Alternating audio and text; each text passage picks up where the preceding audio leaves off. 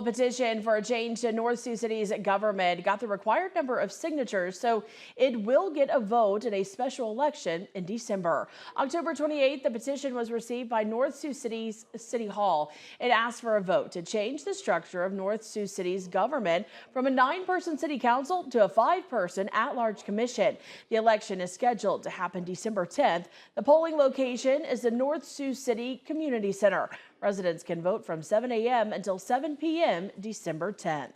More than 4 months after record flooding damaged or destroyed dozens of homes in McCook Lake, South Dakota, leaders in North Sioux City talked about dirt work inside the flood zone.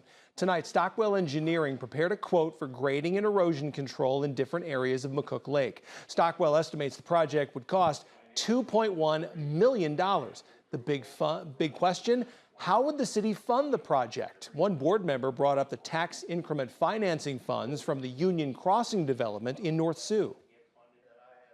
The idea is to reallocate that funding for dirt repayment for our citizens that they have been asking for. The benefit to us is it's not taxpayer money, it's coming from Union Crossing directly, and it solves our dirt funding problem.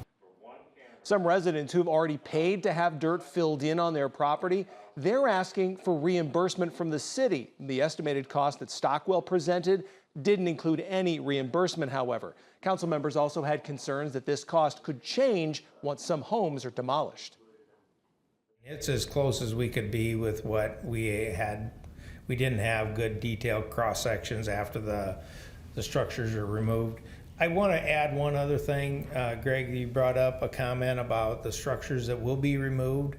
Those foundations will be, for the most part, they're going to be removed, but then we're going to shape that so it's relatively, I'll call it safe, but not filled in. The city tabled further discussion of the project until they have more information.